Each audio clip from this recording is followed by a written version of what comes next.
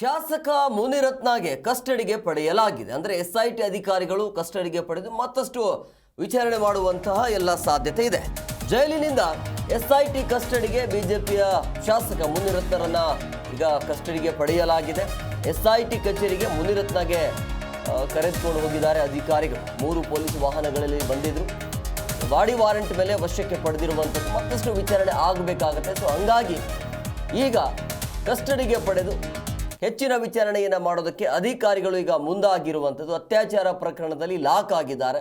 2 ಪ್ರಕರಣದಲ್ಲಿ ಬೇಲ್ ಮೇಲೆ ಇದ್ದಾರೆ. ಆದರೆ ಇನ್ನೊಂದು ಪ್ರಕರಣ ಈಗ ಅತ್ಯಾಚಾರ ಪ್ರಕರಣ. ಆ ಪ್ರಕರಣದಲ್ಲಿ ಅರೆಸ್ಟ್ ಆಗಿದ್ದಾರೆ, ಜೈಲಿನಲ್ಲಿದ್ದರು.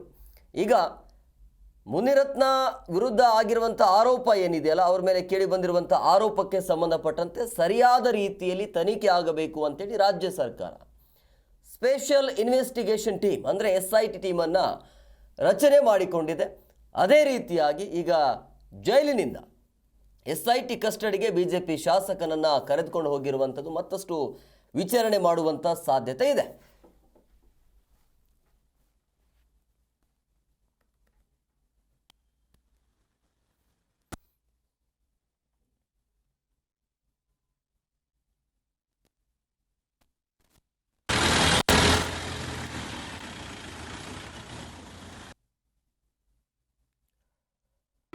ಜಿ ಕನ್ನಡ ನ್ಯೂಸ್ ಈಗ ನಿಮ್ಮ ಮನೆಯಲ್ಲೇ ನೋಡಿ. ಎಲ್ಲ ಕೇಬಲ್ಗಳಲ್ಲಿ ಈಗ ಲಭ್ಯ.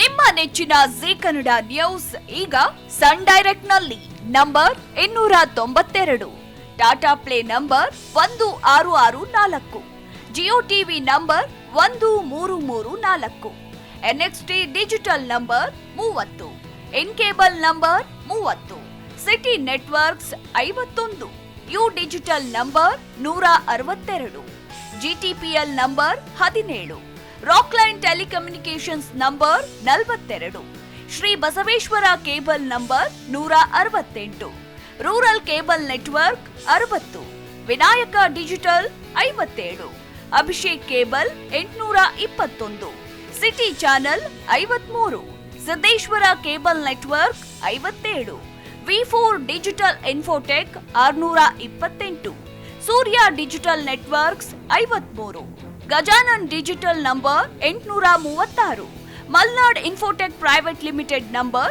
56, Metrocast number 830, Victory Digital number 167ರಲ್ಲಿ ನೋಡಿ ಆನಂದಿಸಿ.